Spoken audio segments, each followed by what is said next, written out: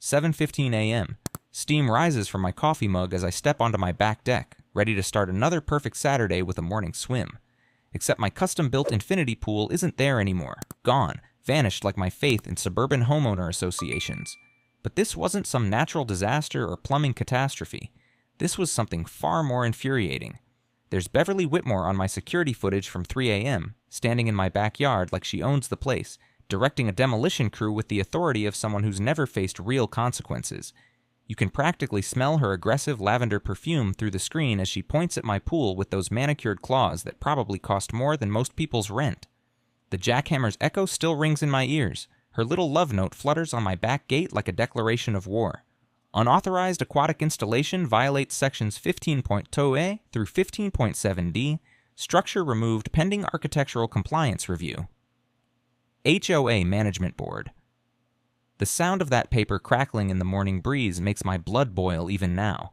Here's what this power-drunk HOA dictator didn't realize. She just destroyed the property of a federal disaster response coordinator, and that pool wasn't just recreation. It was part of my home-based emergency response training facility, funded by FEMA grants and equipped with specialized rescue equipment worth more than her overpriced BMW. I don't back down from bullies, especially ones who think pearl earrings grant immunity from federal oversight. What would you do if your HOA president literally demolished your pool while you slept? Drop a comment telling me where you're watching from. And if you've ever dealt with an HOA Napoleon like this, let me back up and tell you how I ended up in this manicured suburban hellscape. Name's Jake Morrison, 37, and I'm a federal emergency management specialist. Yeah, that's a real job. Think disaster coordination, rescue operations, the kind of work that requires staying in peak physical condition and maintaining specialized training facilities. My assignment brought me to Clearwater Heights, Florida, where I was establishing a regional emergency response hub that could coordinate hurricane evacuations across 3 counties. The irony wasn't lost on me. I was preparing to save lives in a community that would try to destroy mine. Clearwater Heights. 180 identical stucco houses painted in regulation earth tones. Median price $650K, where every palm tree gets trimmed to identical heights and the sidewalks get pressure washed with military precision. The smell of chlorine and chemical lawn treatments hangs in the air like a toxic fog, mixed with the constant hum of pool pumps that operate on community-approved schedules. It's the kind of place where individuality isn't just discouraged, it's prosecuted with the fervor of a homecoming committee protecting prom themes. My custom infinity pool was perfect for emergency response training. 50 feet long, 8 feet deep, equipped with underwater cameras, rescue equipment storage, and variable current generators that could simulate flood conditions. This wasn't just a swimming pool, it was a federally funded training facility disguised as luxury amenities. The modifications were necessary, not cosmetic. Lives would depend on the rescue skills I practiced in that water. Enter Beverly Whitmore, 58, artificially bronzed, drives a white Tesla Model X that she charges at the community station like it's a sacred ritual. Former pharmaceutical sales rep who got early retirement and channeled all that aggressive energy into becoming the HOA president from hell. She lives in the corner lot mansion, biggest house in the development, and treats the neighborhood like her personal country club, where she's the only member who matters. The texture of her perfectly landscaped yard feels like walking on a golf course maintained by a crew that shows up every Monday at exactly 8 a.m. with equipment that costs more than most people's cars. Every plant is geometrically precise, every stone border mathematically aligned, every flower bed color coordinated like she's preparing for architectural photography shoots. Week 1, she shows up with a welcome basket and a 52-page HOA covenant book bound in leather like some kind of suburban constitution. The pages smell like fresh printer ink mixed with the kind of legal authority that makes normal people nervous. The fruit in the basket was probably chosen to match the approved color palette. Week 2, I get a written warning about my pool's aggressive architectural profile. Apparently, infinity edges somehow threaten community aesthetic harmony. Week 3, she's complaining about increased water delivery trucks and suspicious equipment installations. Being a reasonable guy, I tried the diplomatic approach, showed up to the HOA meeting, explained my federal emergency response work, even brought documentation from FEMA showing grant approval and facility requirements. The community clubhouse smelled like vanilla air freshener and brewing totalitarianism, while Beverly sat at the head table like she was presiding over the Supreme Court of suburban standards. 4 other board members, a retired insurance executive who nodded at everything she said, a real estate agent who seemed perpetually concerned about property values, a landscape architect who kept sketching pool modifications, and a lawyer who checked his Rolex like he was billing by the minute. But here's where things got personal. At the community pool party, Beverly tried her charm, offensive, the kind of aggressive friendliness that feels like a sales pitch wrapped in fake sincerity. When I politely deflected her suggestions about community-appropriate recreational facilities and focused on my federal obligations instead of her vision of neighborhood conformity, something shifted. The smell of grilled burgers couldn't mask the stench of her wounded authority. She started studying my pool like a prosecutor examining evidence. Infinity edge design, specialized equipment, underwater lighting systems, rescue apparatus she couldn't identify but knew didn't belong in her pristine suburban fantasy. That's when she decided I was a threat to everything she'd built. I remember thinking back to my federal training about civilian interference, how HOA boards can't actually override federal facility requirements due to constitutional supremacy. Federal emergency preparedness always trumps local aesthetic regulations, but clearly nobody had explained constitutional law to Empress Beverly. The formal complaint came next. My aquatic facility violated residential aesthetic standards and was incompatible with community character. She produced architectural surveys that showed my pool allegedly violated setback requirements. Surveys that were clearly manipulated, measuring devices conveniently positioned to suggest violations that existed only in her imagination. The audacity was almost artistic. The emergency board meeting was a kangaroo court with all the legal authority of a kindergarten mock trial. 4 votes to 1 for immediate compliance or daily fines escalating to $500 per day. The landscape architect was the only dissenting vote. God bless his artistic integrity. Beverly sat there with that satisfied smirk, probably already calculating how much money she'd extract from this manufactured crisis. What she didn't know was that every interaction was being documented with federal precision. Every illegal move was being recorded, and every day she dug herself deeper into a federal case that would eventually destroy everything she thought she controlled. Beverly didn't waste time turning her aesthetic authoritarianism into official HOA business.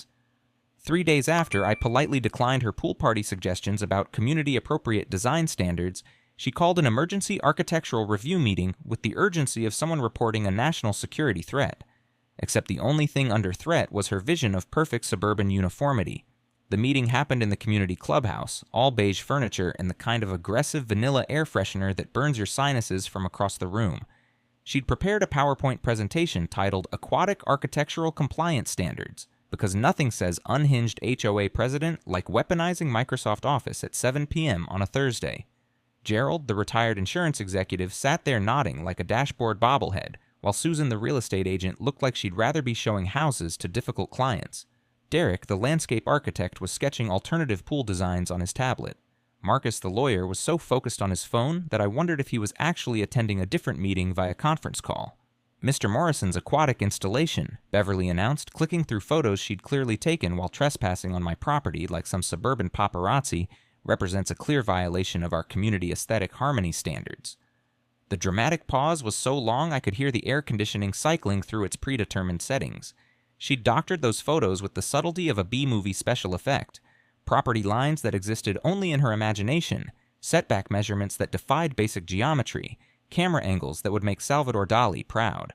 According to her evidence, my infinity pool violated sightline regulations because it was visually aggressive and architecturally intimidating to neighboring properties. It was like watching someone try to prove that water flows uphill using interpretive dance. Furthermore, she continued, building to what she clearly thought was her Perry Mason moment. This militaristic aquatic facility decreases property values and threatens community safety standards. Gerald's enthusiastic nodding created a small breeze that rustled the papers on the table. The board voted 4-1 for daily $500 fines until I achieved compliance. Democracy in action, ladies and gentlemen. When I reviewed the HOA architectural covenants with my federal legal team, yes, we have an entire department for civilian interference because this happens more than you'd think. The exemption clause was crystal clear. Facilities modified for professional emergency response purposes were specifically protected if properly documented.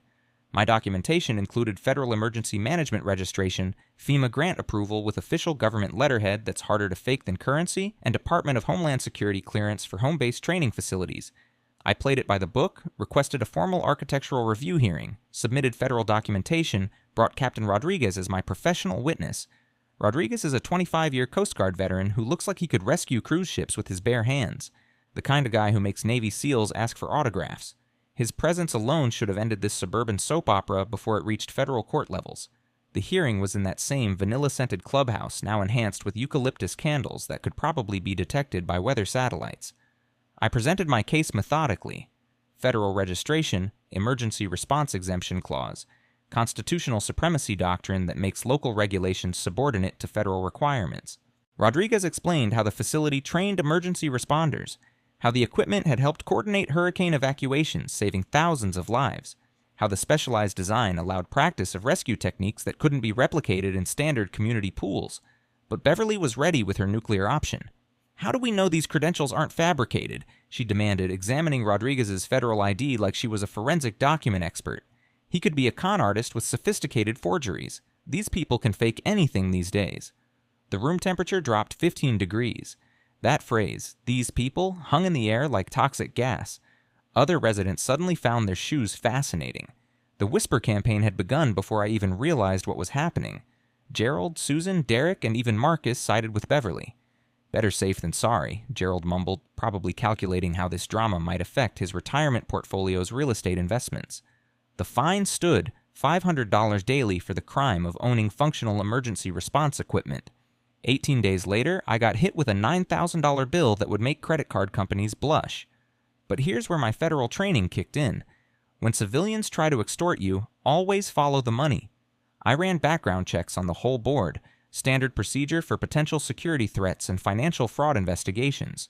Plot twist: Beverly owned 40% of Aquatech Demolition through her ex-husband's construction company. Every pool she had removed earned her a cut of the demolition fees, disposal charges, and environmental cleanup costs. This wasn't community enforcement. This was a small-time extortion racket wearing designer sunglasses and calling itself architectural preservation. The neighborhood was fracturing like cracked concrete. Team Beverly attracted the conflict-averse and the genuinely terrified. Team Jake was smaller but growing, led by Maria, a 79-year-old retired teacher who recognized tyranny when it wore tennis whites and drove electric vehicles. She started leaving supportive notes under my door, written in the careful cursive of someone who learned penmanship when it actually mattered. Meanwhile, Beverly launched her social media blitz. Cryptic Instagram posts about dangerous federal facilities and suspicious aquatic installations threatening family safety. She was building a narrative where I was the neighborhood threat and she was the brave homeowner protecting everyone's property values. I let her dig deeper. Every illegal move documented, every discriminatory comment recorded. In federal law enforcement, we have a golden rule: never interrupt your enemy when they're committing felonies. Beverly was committing so many felonies she could have opened her own crime academy. Beverly wasn't satisfied with just bleeding me dry financially. She wanted total annihilation.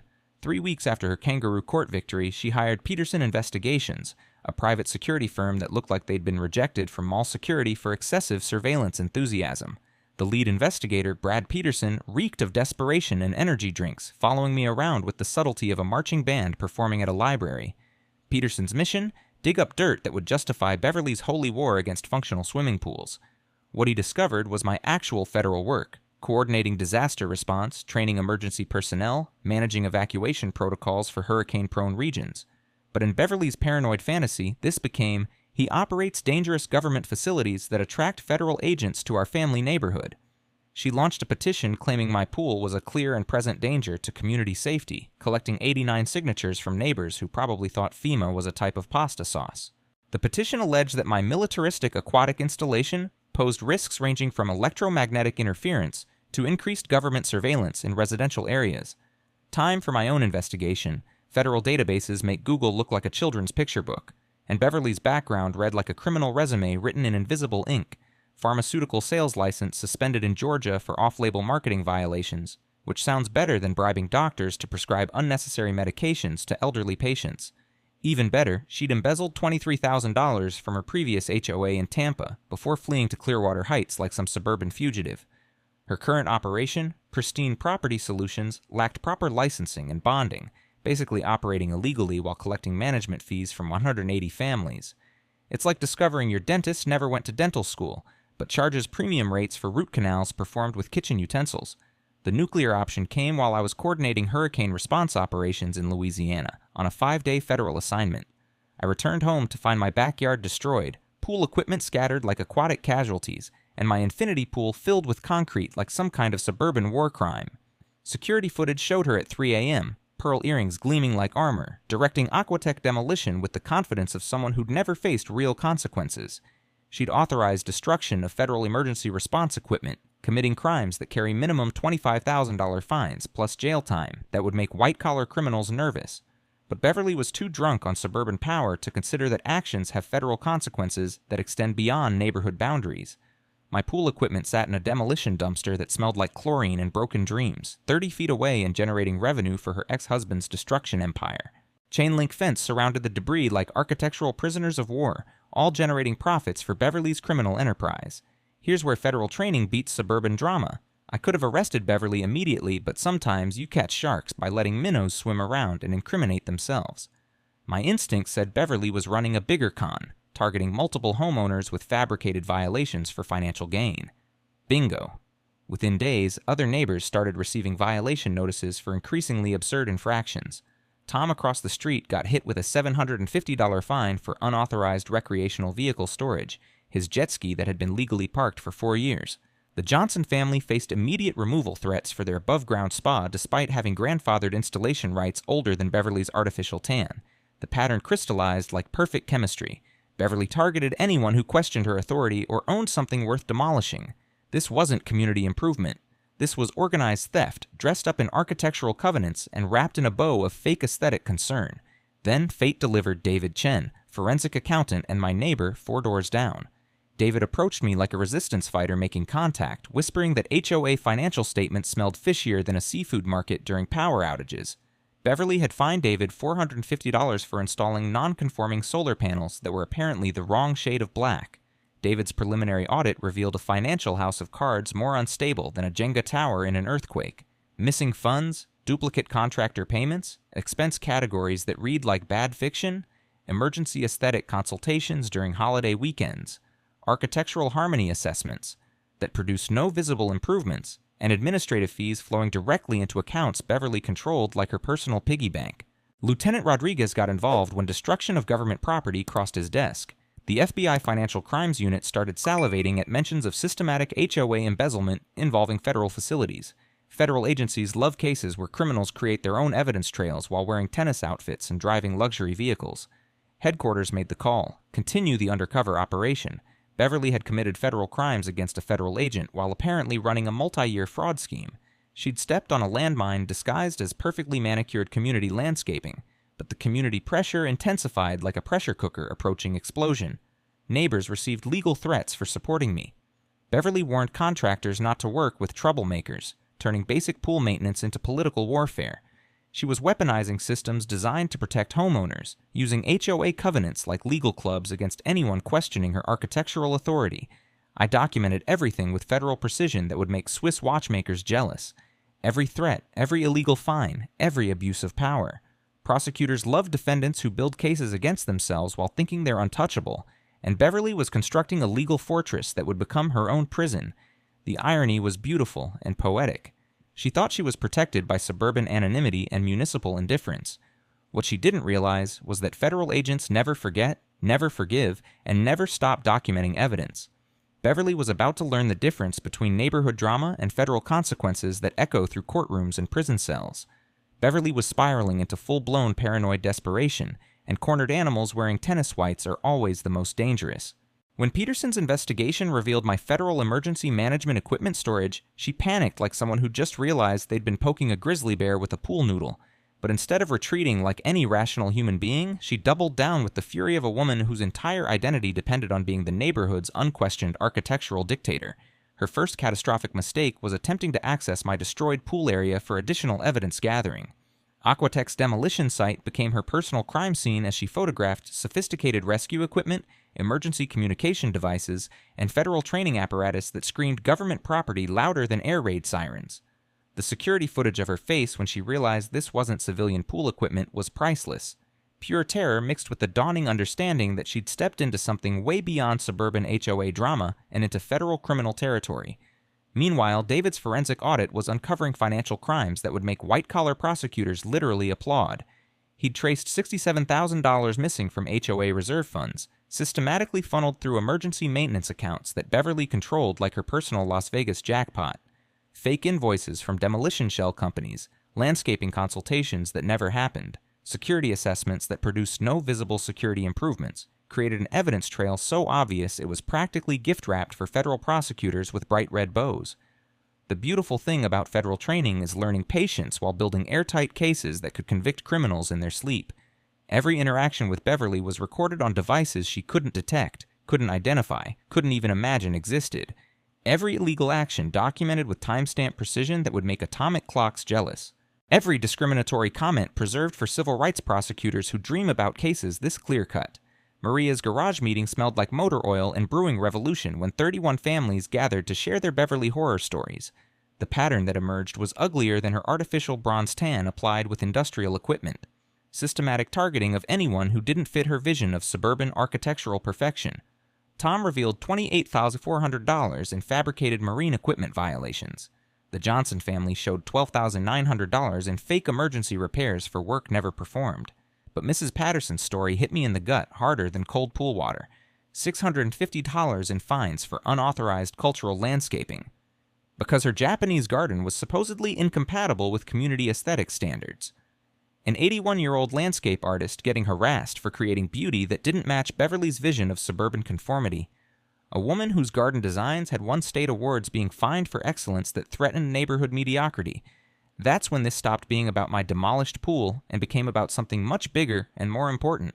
This was systematic discrimination dressed up in architectural covenants, targeting veterans, minorities, and anyone who threatened Beverly's vision of suburban white architectural paradise. Beverly escalated to hiring actual lawyers for intimidation lawsuits, threatening architectural violation claims against neighbors, and calling code enforcement to report me for illegal construction activities while rebuilding my federally approved emergency response facility. The responding inspectors, who knew me from federal coordination meetings and hurricane response operations, basically told her to stop wasting taxpayer money on suburban drama therapy sessions. But her nuclear option was hiring Peterson to break into my home office while I was supposedly out of town coordinating emergency response training. Federal agents don't just have ring doorbells and basic security systems. We have surveillance networks that record license plates, facial recognition, and audio from 3 city blocks away with military precision. Peterson's illegal entry triggered alerts that had FBI agents reviewing footage before he'd even finished picking my lock with tools that probably came from a cereal box. When questioned by federal agents who don't appreciate civilian interference with ongoing investigations, Peterson became more cooperative than a golden retriever seeking treats. His confession revealed Beverly's exact instructions. Find anything that proves he's not really federal emergency management. Basically admitting to conspiracy to obstruct justice while wearing designer tennis outfits and righteousness like protective armor. David's breakthrough came when he discovered Beverly's offshore banking accounts in the Cayman Islands. $43,000 in laundered HOA funds, earning interest in tropical paradise, while homeowners struggled with inflated architectural compliance fees. This wasn't just embezzlement. This was international money laundering that brought federal banking regulators into the prosecution mix. The discrimination pattern analysis revealed Beverly's true methodology with mathematical precision. Hispanic families faced 280% more architectural violations than white residents. Veterans received twice as many harassment notices for militaristic design elements. Single mothers got anonymous complaints about inappropriate pool activities and suspicious male visitors that existed only in Beverly's bigoted imagination. Maria's military intelligence background proved invaluable when she identified the private security firm Beverly hired to surveil my property. License traces revealed a company with criminal history involving illegal wiretapping and intimidation campaigns targeting homeowners who challenged HOA authority. Actual criminals hired to harass a federal agent investigating crimes. The irony was so thick you could cut it with rescue equipment. The walls were closing in from every direction like a perfectly executed emergency response operation. Local TV investigative reporters started calling after Maria reached out with veteran-to-veteran credibility. State housing authorities launched formal audits that made IRS investigations look casual. IRS Criminal Division issued federal tax liens that destroyed Beverly's credit rating faster than her community reputation among neighbors who finally understood her true nature, when her lawyer withdrew representation, citing irreconcilable ethical conflicts. I knew the endgame was approaching like a Category 5 hurricane with federal enforcement behind it. Beverly was isolated, desperate, and making increasingly erratic decisions that would soon culminate in the kind of public meltdown that ends careers and creates federal precedents that protect homeowners nationwide. The community was rallying like disaster response volunteers. The evidence was overwhelming like floodwaters. The federal case was bulletproof like emergency shelters. All that remained was giving Beverly enough rope to hang herself in front of the entire neighborhood and the media cameras that would soon be rolling to document suburban justice. The bombshell that would obliterate Beverly's criminal empire came from the most unlikely source: David's obsessive spreadsheet analysis that made forensic accounting look like artistic expression. While everyone focused on the dramatic federal crimes, David was dissecting HOA records with the methodical precision of a surgeon examining evidence that reeked of financial decay and administrative corruption. "Jake," he whispered, sliding a manila folder across my kitchen table with trembling hands that belonged to someone who'd discovered something terrible. "Beverly has been forging architectural review approvals for 11 months. Every violation notice, every demolition order, none of them were actually authorized by the board." The documents hit like physical blows from a demolition hammer. Review approvals dated when Gerald was in Michigan visiting relatives, Susan's signature authorizing expenditures during her real estate conference in Orlando, Derek's recorded architectural assessments during his European vacation, Marcus's legal opinions drafted while he was in court representing other clients. The timestamps revealed architectural reviews that occurred while board members were provably hundreds of miles away from Clearwater Heights. Beverly hadn't just been abusing authority, she'd been operating with zero legal authority while forging democratic approval for her architectural terrorism enterprise. Every fine, every demolition order, every harassment campaign had been implemented through fabricated documentation that wouldn't fool a middle school student government class. But David's forensic deep dive uncovered something that made my federal training scream danger alerts louder than emergency sirens. The insurance company had never authorized Beverly's property management contract extensions. Pristine Property Solutions was operating completely illegally, collecting management fees from 180 families while lacking required licensing and bonding. Every architectural decision was void. Every fee was theft. Every action was fraud on an industrial scale that made organized crime look amateur. The federal implications detonated in my brain like tactical explosives. My pool contained classified emergency response equipment for Operation Storm Shield, an active 24-month program coordinating hurricane preparedness across Gulf Coast states. Beverly's unauthorized destruction hadn't just compromised government property. She'd potentially sabotaged federal disaster preparedness operations worth millions in emergency response capabilities and civilian safety protocols. Her demolition crew's photographs included classified federal emergency management technology that foreign intelligence services would pay handsomely to obtain. What began as suburban architectural pettiness had escalated into potential national security charges, carrying life sentences in federal supermax facilities where terrorists spend their final decades contemplating poor life choices. Rodriguez's emergency call confirmed my worst nightmare, becoming prosecutorial paradise. "Jake, that equipment she destroyed connects to multi-agency emergency response networks in Alabama, Mississippi, and Louisiana. Her interference may have compromised ongoing hurricane preparedness operations, protecting millions of coastal residents." The charges were stacking like hurricane debris: destruction of government property, espionage, obstruction of justice, conspiracy, racketeering, international money laundering, interference with federal emergency management operations. Beverly had accidentally declared war on the entire federal emergency response system while robbing her own neighbors blind for architectural compliance fees. David's financial analysis revealed the HOA owed $47,000 in unpaid federal employment taxes. While Beverly diverted funds to personal expenses, Tesla lease payments, spa treatments, family vacations to Europe, federal tax obligations accumulated like compound interest on a financial bomb. The money laundering operation was breathtakingly stupid. $89,000 in fake contractor payments over 3 years, laundered through family shell companies, then transferred to Cayman Islands accounts earning tax-free interest. Beverly had created an international financial crime syndicate to steal grocery money from suburban families while destroying federal emergency response capabilities. The community rebellion exploded across social media platforms like wildfire. Clearwater Truth Facebook group reached 156 members documenting systematic abuse with photographic evidence, timestamp records, and witness statements that would make prosecutors weep with joy. Documentation included the disabled veterans' $5,200 in accessibility harassment fines, the Johnson family's discriminatory pool targeting evidence, Mrs. Patterson's cultural persecution records for garden design excellence. 4 board members resigned faster than rats, abandoning a sinking yacht, suddenly discovering urgent needs to distance themselves from the woman they'd enabled for months. Gerald, Susan, Derek, and Marcus faced potential conspiracy charges for rubber-stamping criminal activities while collecting board compensation funded by stolen homeowner fees. The U.S. Attorney's Office reached their decision with prosecutorial glee that made courtroom drama seem boring. Full RICO prosecution for operating a continuing criminal enterprise, wire fraud, mail fraud, civil rights violations, destruction of government property, obstruction of federal emergency management operations, espionage, international money laundering. Beverly Whitmore had managed to violate more federal laws than most organized crime families while wearing tennis whites and driving electric vehicles to steal from suburban homeowners. The federal government was about to introduce her to consequences that would make her previous life seem like tropical paradise compared to federal prison amenities. My kitchen table became command headquarters that smelled like fresh coffee and brewing vengeance with hints of victory.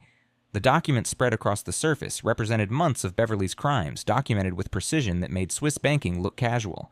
Bank statements showing systematic theft, forged approvals that wouldn't fool children, discriminatory communications preserved for posterity, evidence so damning it practically glowed with prosecutorial promise and federal authority. The team assembled like suburban justice warriors with government backing and unlimited federal resources. Lieutenant Rodriguez arrived carrying federal files thick enough to crush Beverly's dreams, followed by federal prosecutor Jennifer Walsh, whose briefcase contained enough criminal charges to make organized crime bosses nervous about their career choices. David spread financial evidence with the enthusiasm of someone who finds embezzlement personally offensive to mathematical principles, while Maria brought tactical planning skills that had won actual wars against better-armed enemies with superior equipment. Attorney Michael Torres joined our crusade partly from genuine outrage, partly because destroying property management criminals generates the kind of publicity that funds retirement dreams and pays for luxury vacations. The aroma of determination mixed with Colombian dark roast as we planned the systematic destruction of Beverly's criminal empire with military precision and federal authority backing every move. "This isn't just about your pool anymore," Rodriguez said, his voice carrying the weight of federal authority that makes criminals nervous.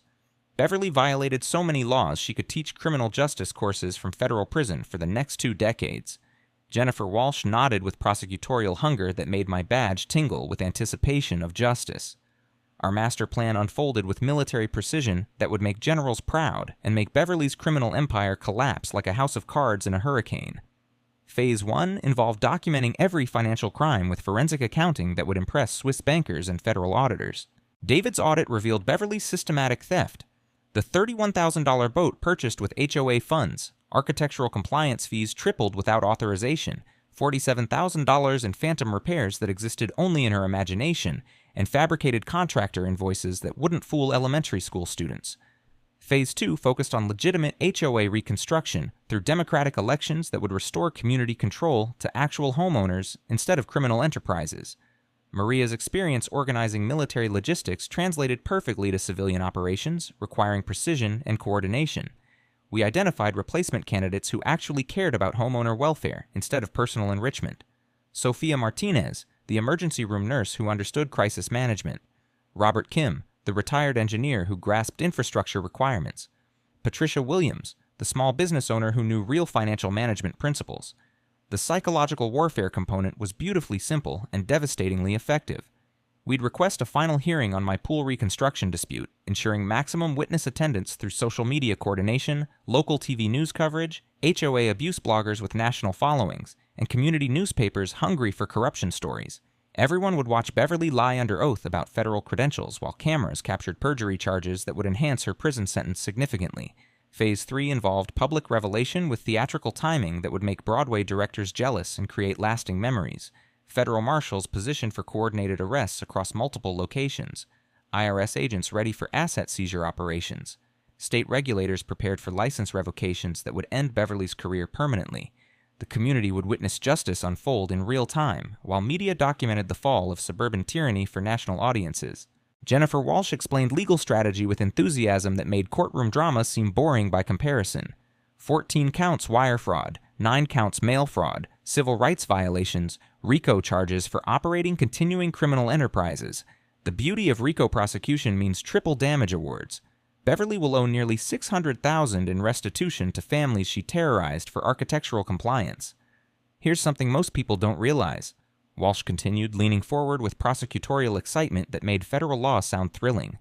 RICO laws were designed for organized crime, but they apply perfectly to systematic HOA embezzlement involving mail and wire fraud. Your neighbor created a criminal enterprise that qualifies for the same prosecution tools we use against the mafia and international crime syndicates. Community organizing leveraged social media with revolutionary efficiency that made political campaigns look amateur. The Clearwater Reform Coalition grew to 156 homeowners, sharing evidence through encrypted messaging apps that would make resistance fighters proud of their operational security. 63 families documented harassment with timestamps, photographs, and witness statements, creating an evidence mountain that would crush any defense attorney's hopes of reasonable doubt or plea negotiations. Maria's tactical preparation included surveillance countermeasures, coordinated federal arrests, and media management that would control narrative flow like military information operations. In emergency response operations, she explained while reviewing floor plans and arrest coordination timelines, timing determines success. We hit simultaneously from multiple directions: legal, financial, regulatory, and community pressure. Beverly won't know which crisis to address first. The educational component reflected my commitment to preventing future abuse through systemic reform. Federal HOA oversight legislation needed precedent cases like Beverly's prosecution to establish legal frameworks. Grant opportunities for legal aid organizations could protect vulnerable homeowners nationwide from similar criminal enterprises. Partnership with state housing authorities would create oversight mechanisms that could identify criminal property management before families suffered financial devastation and community destruction. Michael Torres's research revealed Fair Housing Act violations in Beverly's systematic targeting of minorities, veterans, and elderly residents based on protected characteristics. Selective enforcement based on protected characteristics isn't just discrimination, he explained with legal precision that made constitutional violations sound personal. It's federal civil rights crimes carrying additional penalties that extend prison sentences and increase restitution obligations significantly. David's forensic expertise uncovered international money laundering through Cayman Islands accounts that brought federal banking regulators into prosecution coordination with international law enforcement. Financial crimes cross state lines, he noted with accounting enthusiasm that made spreadsheets sound dangerous. International transfers trigger federal jurisdiction that makes local HOA disputes into federal cases with decades of prison exposure and asset forfeiture. The coordination was perfect like emergency response operations. Evidence was overwhelming like hurricane storm surge. Community support was unanimous like disaster recovery efforts. Media attention was guaranteed like federal press conferences. Federal prosecutors were ready to make examples that would terrify property management criminals nationwide and protect homeowners everywhere. All that remained was giving Beverly enough rope to hang herself publicly while cameras rolled and federal agents waited with handcuffs and asset seizure warrants. Her empire's spectacular collapse would be appointment television that people would remember for years. Beverly was unraveling faster than a cheap pool cover in hurricane winds, and desperation was making her dangerous in ways that would have impressed seasoned criminals.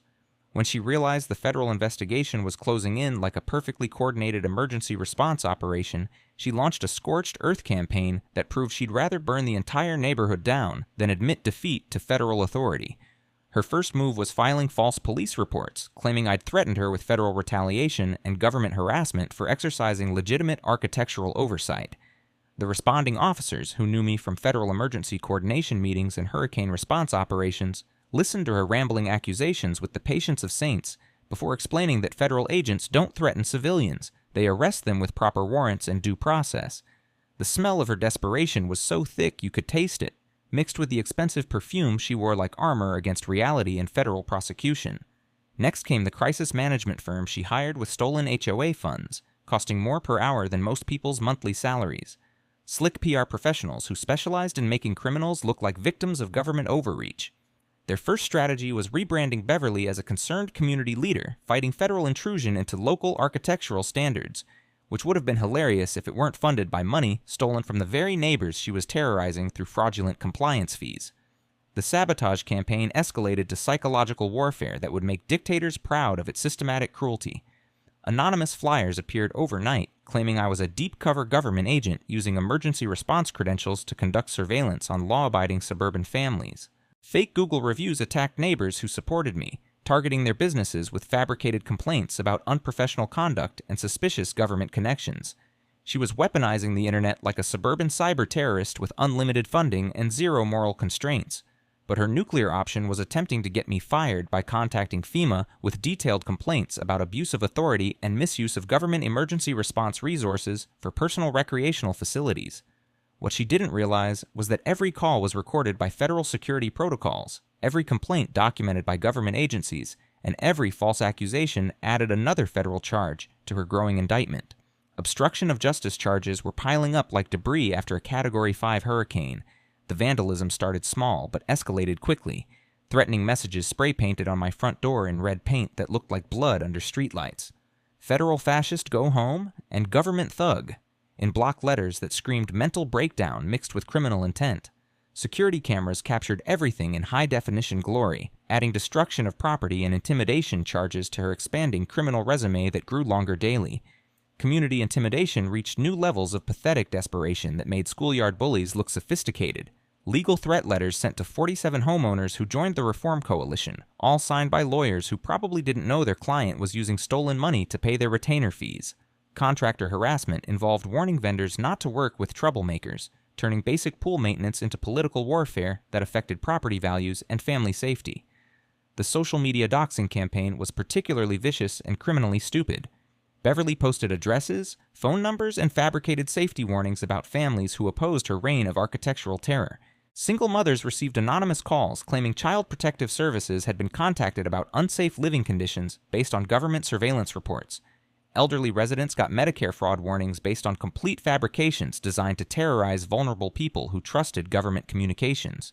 But every move was being documented with federal precision that would make forensic accountants weep with joy and prosecutors smile with anticipation. Surveillance equipment recorded license plates of her hired intimidators with military accuracy. Audio devices captured threatening conversations with crystal clarity. Financial tracking revealed every illegal expenditure funding her psychological warfare campaign against innocent homeowners. Maria's military intelligence background proved invaluable when she discovered Beverly had hired private security to maintain 24-hour surveillance on my property, like some kind of suburban police state operation. License plate traces revealed a firm with criminal history involving corporate espionage and witness intimidation targeting homeowners who challenged HOA authority. Actual criminals hired to harass a federal agent investigating crimes. The irony was so thick you could cut it with emergency rescue equipment designed to save lives. The financial desperation reached criminal heights when Beverly attempted to liquidate remaining HOA funds through fake emergency assessment bills sent to all homeowners. $200 per family for urgent infrastructure repairs that existed only in her increasingly delusional mind and fabricated contractor estimates. When the bank questioned suspicious transaction patterns that looked like money laundering operations, she tried taking a $27,000 loan against HOA common property using forged board authorizations that wouldn't fool bank tellers having vision problems. The bank's fraud detection system flagged activity so obviously criminal that managers called federal investigators before freezing accounts and alerting financial crime authorities. Financial institutions hate being used for money laundering, especially when the criminal is stupid enough to forge documents that wouldn't fool high school students taking basic economics classes. David's forensic investigation hit the jackpot when he discovered offshore accounts in 4 countries containing laundered HOA funds earning tax-free interest, while homeowners struggled with inflated architectural compliance fees and fabricated violation penalties. International wire transfers traced through shell companies in Delaware, accounts in Cayman Islands, investment funds in Switzerland, and crypto wallets in countries that don't cooperate with U.S. law enforcement. Revealed money laundering operations that brought international banking regulators into prosecution coordination with multiple federal agencies. The pressure cooker was building steam from every direction like a perfect storm of federal enforcement. Local TV investigative reports went viral with HOA President Destroys Federal Agents Pool, headlines that made national news and attracted congressional attention. State Housing Authority audits revealed regulatory violations spanning years of criminal operation. IRS Criminal Division liens destroyed Beverly's credit rating and froze personal assets faster than emergency response teams mobilizing for disasters. When her original lawyer withdrew representation, citing irreconcilable ethical conflicts that made continuing representation impossible, the new attorney she hired specialized in white-collar defense and probably charged triple rates for clients facing federal racketeering charges and international money laundering prosecutions. The retainer alone must have cost more than most people's annual salaries, funded by stolen homeowner fees that were supposed to maintain community facilities.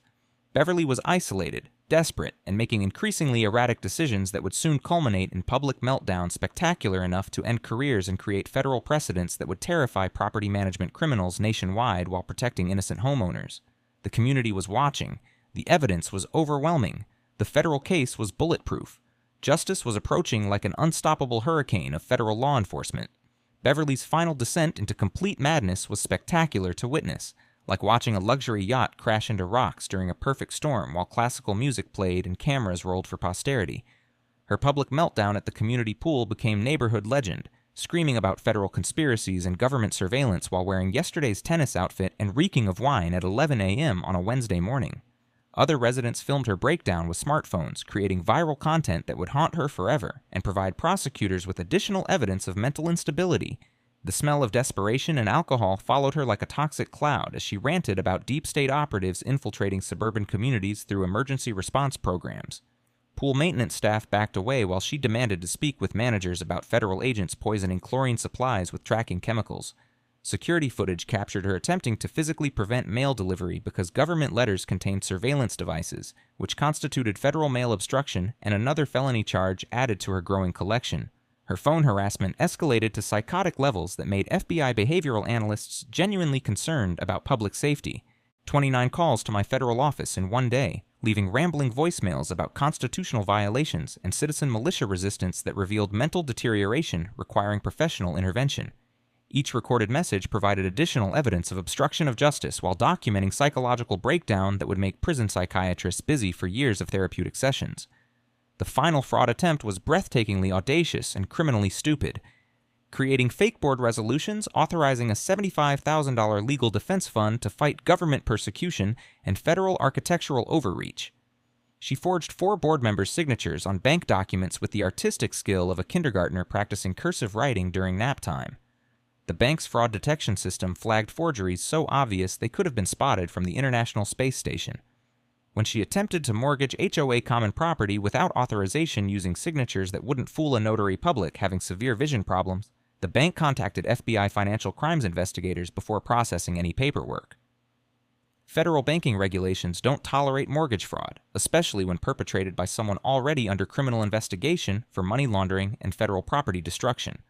Community protection became my top priority as Beverly's behavior grew increasingly unhinged and potentially violent toward innocent families. Local police provided discreet patrols after Maria reported strange vehicles conducting surveillance operations. Federal marshals maintained invisible security around neighbors who'd supported the investigation and provided evidence of criminal activity.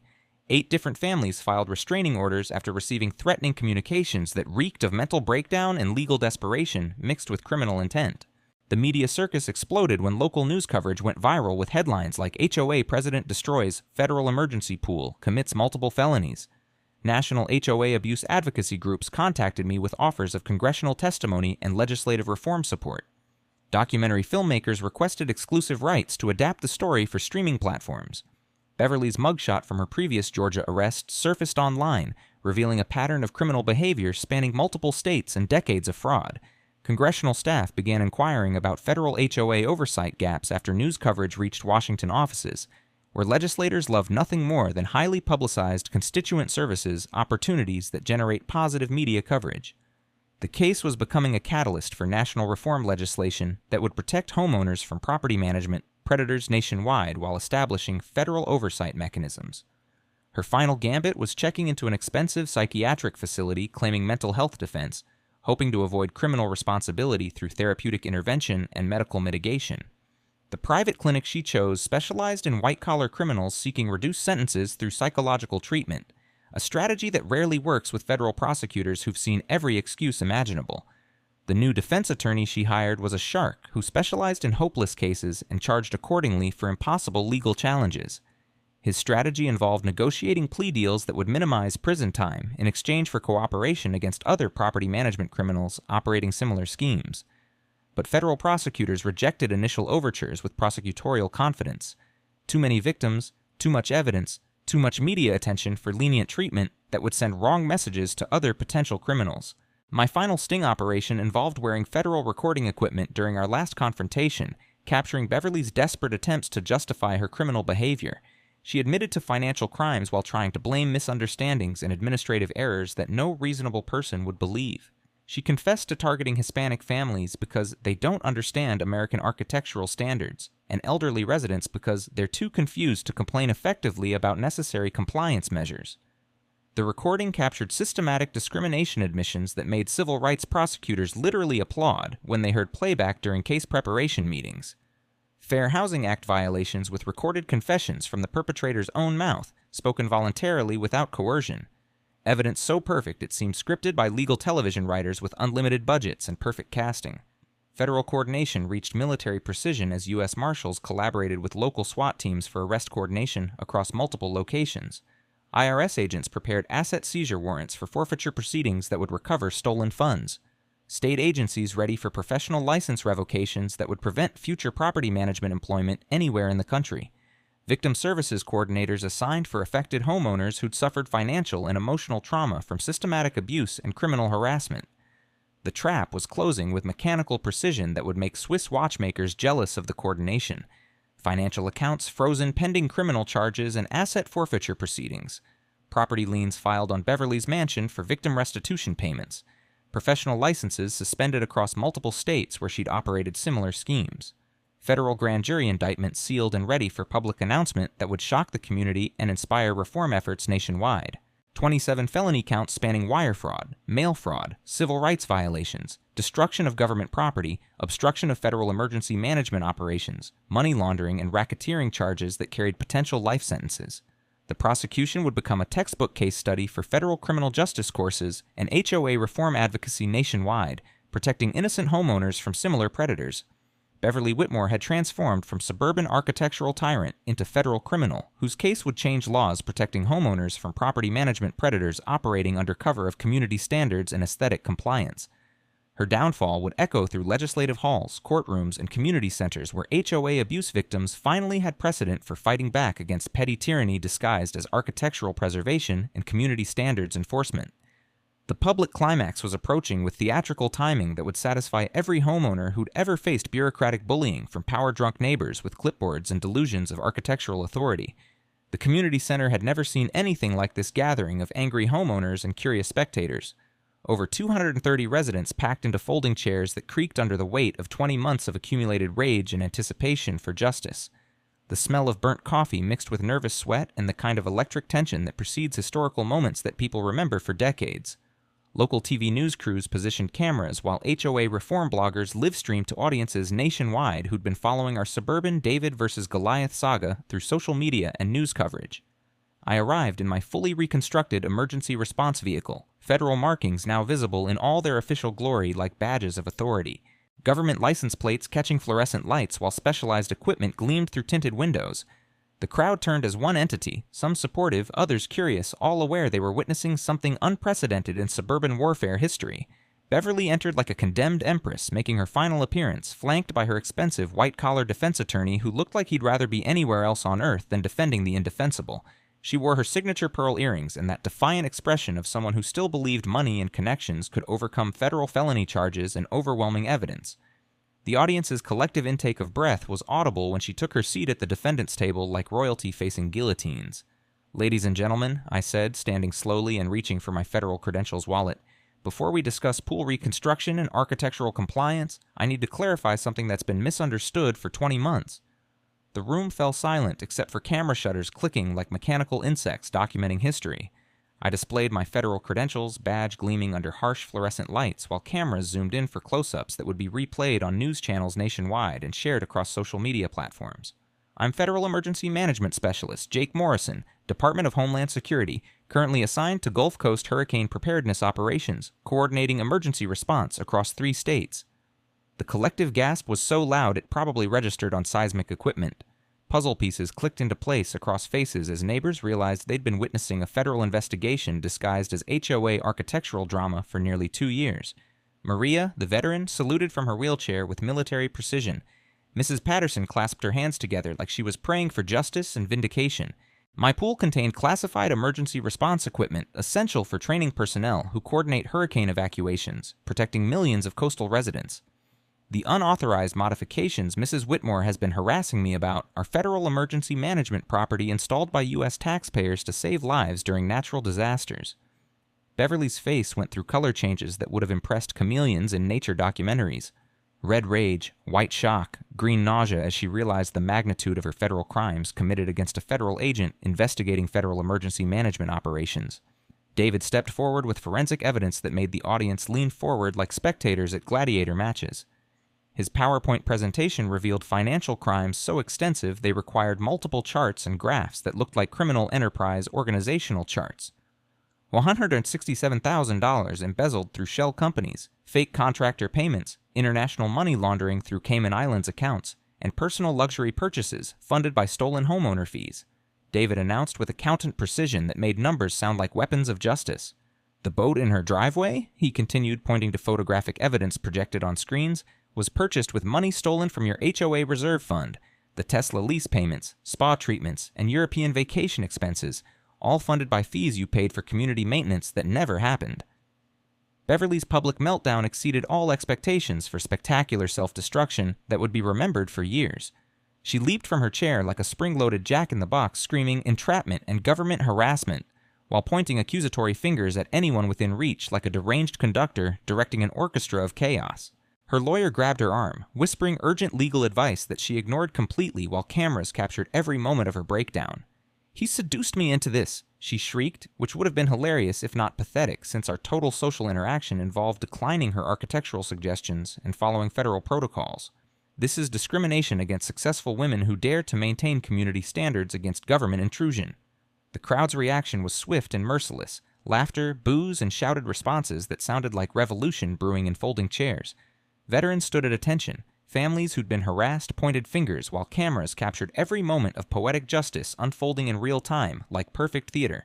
U.S. Marshals entered on cue with timing so perfect it seemed choreographed by Hollywood directors with unlimited budgets. They read federal charges while Beverly continued screaming about constitutional violations and government persecution that made no legal sense. 27 felony counts echoed through the community center like thunder. Wire fraud, mail fraud, civil rights violations, destruction of government property, obstruction of federal emergency management operations, money laundering, racketeering, conspiracy. The handcuffs clicking shut provided the most satisfying sound effect in suburban history, recorded by dozens of smartphones for posterity. Her perp walk through the crowd of victimized neighbors generated applause that lasted until she disappeared into the federal vehicle that would transport her to jail, where pearl earrings weren't standard attire and designer tennis outfits wouldn't impress anyone.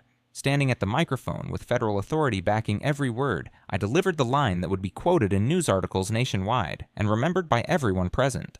Sometimes justice takes time, but it always comes for those who abuse power while forgetting that in America no one is above the law.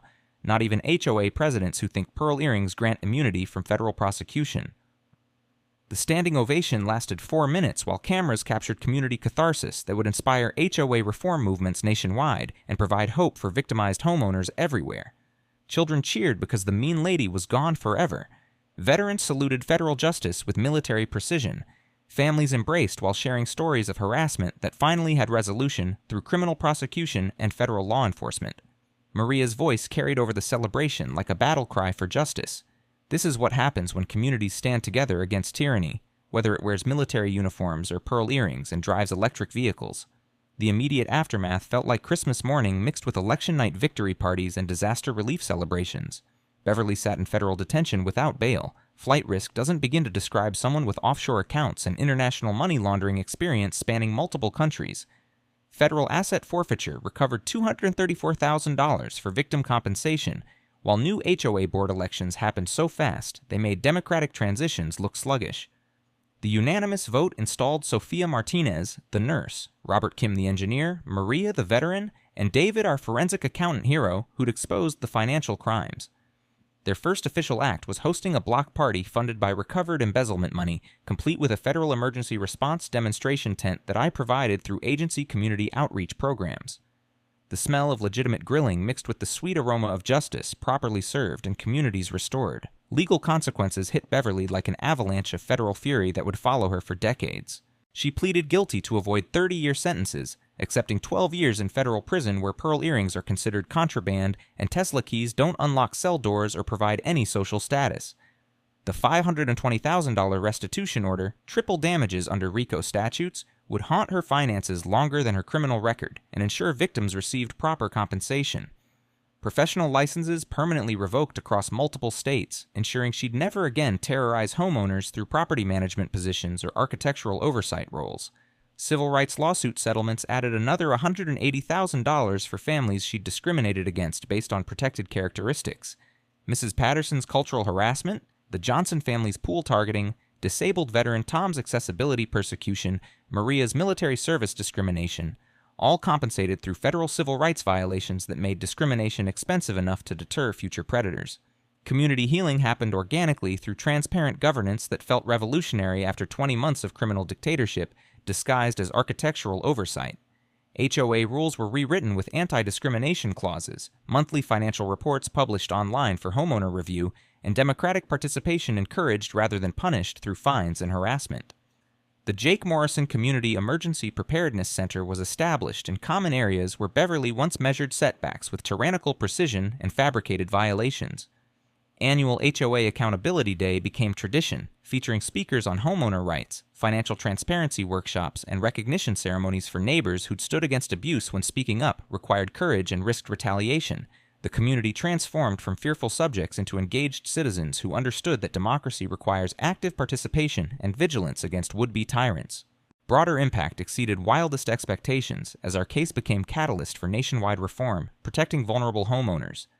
Florida passed the HOA Transparency Act requiring financial audits, board accountability, and anti-discrimination protections with real enforcement mechanisms. Federal legislation introduced in Congress mandated oversight mechanisms that would prevent future Beverly-style criminal enterprises disguised as community management and architectural preservation. My congressional testimony about systematic HOA abuse patterns influenced national policy discussions while creating legal precedents cited in 31 federal civil rights cases, protecting homeowners from discrimination and financial exploitation. The Department of Justice published guidelines for investigating property management fraud that referenced our case as the gold standard for community-based federal prosecution that protects innocent families. Personal growth came through community connections that federal work rarely provides in such meaningful ways. David and I discovered that shared passion for justice translates into relationship compatibility, especially when combined with mutual appreciation for precise financial documentation and federal law enforcement techniques that protect innocent people. I decided to stay in Clearwater Heights permanently, trading temporary assignments for community stability that felt like coming home to family that chose to support justice over convenience. The Clearwater Community Justice Scholarship was established with recovered funds, providing $35,000 annually for law students studying civil rights advocacy and HOA reform litigation. Maria managed the program with military efficiency, while our first recipient, the undocumented student Beverly had tried to intimidate through discriminatory harassment, graduated magna cum laude from law school with specialization in housing discrimination defense. Media legacy included Netflix documentary The Pool Wars, How One Federal Agent Dismantled Suburban Tyranny that inspired 63 similar investigations nationwide into property management fraud and systematic homeowner abuse. Reform advocacy groups used our case for training materials while legal precedents protected vulnerable homeowners from property management predators who thought federal oversight didn't apply to suburban kingdoms ruled by self-appointed architectural dictators. 2 years later, mysterious packages containing handwritten apologies arrived from federal prison on institutional stationery that smelled like disinfectant and regret. Beverly's letters admitted to 18 years of HOA abuse across multiple states, providing evidence for FBI investigations into nationwide property management fraud networks that victimized thousands of families through similar schemes. Today's Clearwater Heights reflects transformation that proves communities can overcome tyranny through solidarity, documentation, and federal prosecution of criminals who mistake neighborhoods for personal empires and homeowner fees for personal piggy banks. Property values increased 18% after removing criminal management that had been systematically stealing from families. Zero discrimination complaints filed in 2 years of democratic governance. Community Emergency Preparedness Center trains 240 residents annually in disaster response and helps coordinate county-wide hurricane evacuation planning. National recognition as model for democratic HOA governance attracts visitors from communities facing similar abuse, spreading hope and practical solutions to homeowners trapped by criminal property management companies. Our success story proves that federal law enforcement and neighborhood organizing create powerful combinations when criminals mistake suburban settings for immunity from consequences and federal oversight. Share your HOA horror story in the comments. Documentation might help future federal cases that protect innocent families from similar predators. Subscribe for more justice stories where communities defeat tyranny and criminals learn that pearl earrings don't grant immunity from handcuffs or federal prosecution. Thank you for tuning in to HOA horror stories where neighbors stand up against HOA tyrants and karma comes knocking with federal warrants. If you like this story, hit that like button, share your thoughts below, and subscribe for more HOA tales and real-life neighborhood drama each week where justice prevails and communities triumph over tyranny.